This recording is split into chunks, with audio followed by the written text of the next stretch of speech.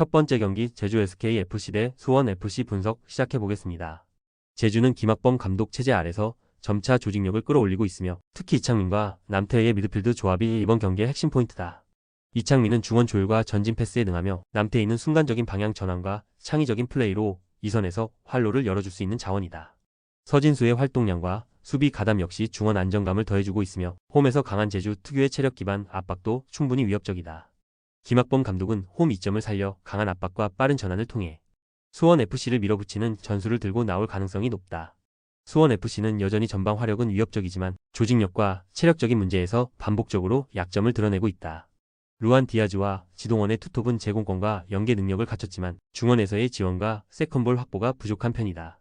특히 이번 원정은 제주도라는 지리적 특성상 장거리 비행을 동반하고 있으며 어메치치쿠라는 일정까지 겹치면서 체력적 부담이 누적될 가능성이 크다.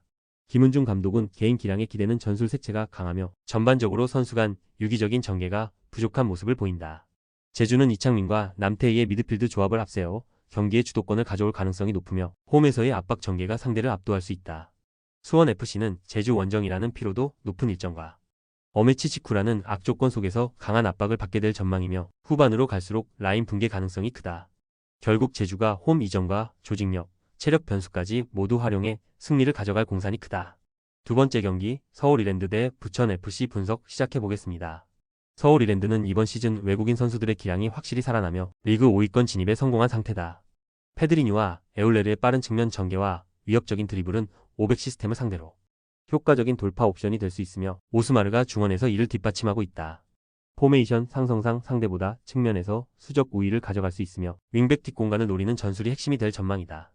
무엇보다 김도균 감독이 부천 공격수 몬타뇨를 직전 시즌까지 지도했던 만큼 해당 선수에 대한 장단점 분석이 철저하게 이루어진 상태다. 부천은 현재 리그 1위로 강한 수비 조직력과 빠른 전환을 바탕으로 실리적인 축구를 펼치고 있다. 몬타뇨와 바사니는 제공권과 활동량 모두 우수하며 특히 몬타뇨는 연계와 침투에서 존재감이 크다. 하지만 전 감독 김도균의 지도 하에 있었던 몬타뇨는 이번 경기에서 완전히 읽힌 플레이 가능성이 크고 이는 공격 효율성 저하로 이어질 수 있다. 측면 전개가 막힐 경우 단조로운 중앙 공격에 의존할 수 있으며 이는 서울 이랜드 수비 블록에 쉽게 걸릴 수 있다. 서울 이랜드는 에울레르와 페드리뉴를 앞세워 측면 전개에서 수적 우위를 가져가며 부천 수비 라인을 흔들 수 있다. 특히 김도균 감독은 몬타뇨의 성향을 누구보다 잘 알고 있어 부천의 핵심 전술축을 효과적으로 차단할 가능성이 높다. 결국 서울 이랜드가 전술적 상성을 살려 선두 부천을 잡아내고 홈에서 값진 승리를 챙길 가능성이 높다. 세 번째 경기 천안시티즌 대 김포FC 분석 시작해보겠습니다. 천안시티는 리그 12위에 머물러 있지만 김태환 감독의 상대 맞춤형 전술 운영은 하위권 전력이라는 평가를 무색하게 만들고 있다.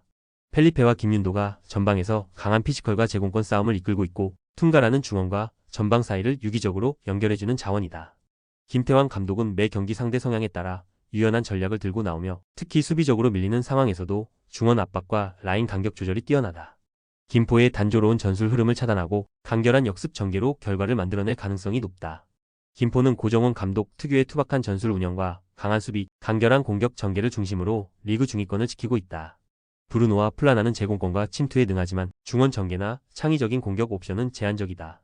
고정원 감독은 전형적인 90년대 스타일, 즉 롱볼 마이너스 세컨볼 중심의 공격 루트를 고수하며 이는 상대가 전술적으로 준비할 경우 쉽게 막힐 수 있는 구조다.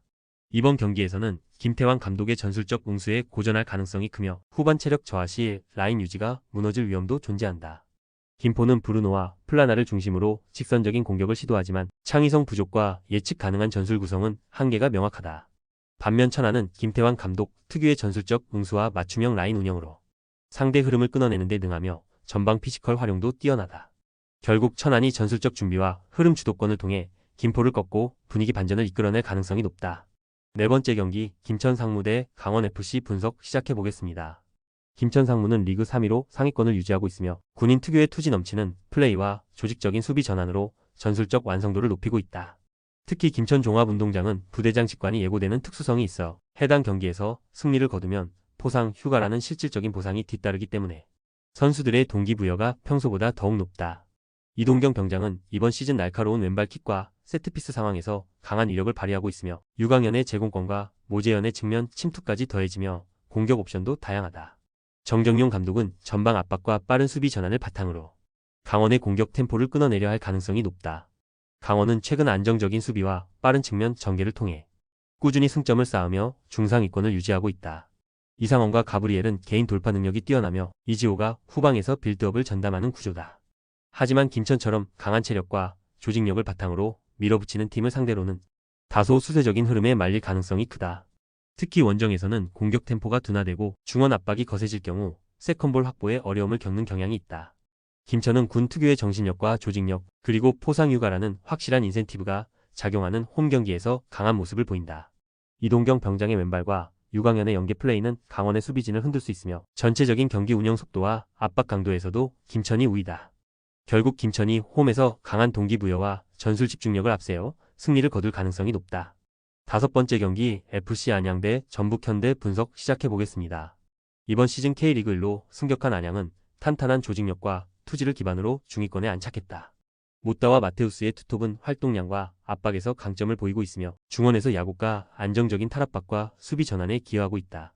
유병원 감독은 전체 라인의 간격 유지와 전후반 내내 이어지는 압박 전술에 능하며 특히 수비 조직력은 하위권 팀들에 비해 월등히 안정되어 있는 편이다. 2부에서 올라온 특유의 절박함과 정신력, 그리고 유기적인 움직임을 통해 상위권 팀들과도 대등한 경기를 펼쳐왔다. 전북은 올 시즌 기대 이하의 경기력을 보이며 리그 하위권에 머무르고 있다. 콤파뇨와 에르난데스의 개인 기량은 뛰어나지만 중원에서 경기를 풀어주는 핵심 한국영이 퇴장 징계로 결장하면서 빌드업과 수비 밸런스 모두에 큰 타격을 입었다. 거스 포획 감독은 선수단 장악력과 전술 응수력이 계속 의문을 받고 있으며 특히 수비 라인과 중원 간격 조정 실패로 인해 실점 상황이 반복되고 있다. 선수 개개인의 이름값은 강하지만 팀 조직력에서 안양보다 앞서 있다고 보기 어렵다. FC 안양은 승격팀답지 않게 단단한 수비 조직력과 짜임새 있는 압박으로 경기 주도권을 가져올 가능성이 높다. 반면 전북은 한국영 결장이라는 전술 핵심의 부재 속에 중원 장악력이 떨어질 수밖에 없으며 거스 포획 감독의 전술 유연성도 의심받고 있다. 결국 안양이 홈에서 투지와 조직력을 앞세워 전북의 네임밸류를 꺾을 가능성이 충분하다. 6번째 경기 충남 아산 대 성남FC 분석 시작해보겠습니다. 충남 아산은 리그 13위로 하위권을 맴돌고 있으며 수비 라인을 내리는 전형적인 500 전술로 실점을 최소화하려는 실리축구를 구사하고 있다. 데니손과 위베르그의 전방 압박은 존재감이 있지만 공격 루트가 단조롭고 마무리에서의 집중력 부족이 문제로 지적되고 있다. 중원 숫자 확보에는 강점을 가지지만 측면에서 상대 윙어를 제어하는 데 어려움이 자주 발생한다. 무엇보다 배성재 감독은 K리그 지도자 경험이 많지 않은 초보 감독이며 전술적인 응수 능력에서 불안한 모습을 보이고 있다. 성남은 베테랑 정경준 감독의 노련한 경기 운영 속에 리그 4위에 올라 있으며 안정적인 수비와 측면 전개를 통해 꾸준한 승점을 쌓고 있다. 사무엘과 후리지의 전방 투톱은 제공권과 침투 모두 위협적이며 측면에서 신재원이 빠른 침투와 크로스 전개로 날카로운 찬스를 창출하고 있다. 포메이션상 4-4-2는 충남 아산의 500을 측면에서 압도할 수 있는 구조이며 정경준 감독은 경험과 전술 응수에서 배성재 감독을 상대로 절대적인 우위를 점하고 있다. 신재원은 신태용 감독의 아들로서 기술과 경기 이해도가 높아 이번 경기에서 돌파구가 되어줄 가능성이 높다. 충남 아산은 수비 라인을 내리며 대응하겠지만 성남의 측면 침투와 신재원의 날카로운 전개를 막기엔 무리가 있어 보인다. 정경준 감독은 경기 흐름을 잇는 능력과 실전 전술 대응에 능하며 상대 초보 감독을 상대로 우위를 점할 가능성이 높다. 결국 성남이 측면 주도권을 바탕으로 경기를 지배하며 승리를 가져갈 공산이 크다. 조합은 아래 고정 댓글 링크로 편하게 말 걸어주시면 조건 없으며 스포츠를 좋아하시는 분들이라면 모두 환영합니다. 스포츠 당첨 어렵지만 그건 어떻게 하냐의 차이입니다. 두 눈으로 어떤 차이인지 직접 확인하시고 우리 모두 같이 승리합시다.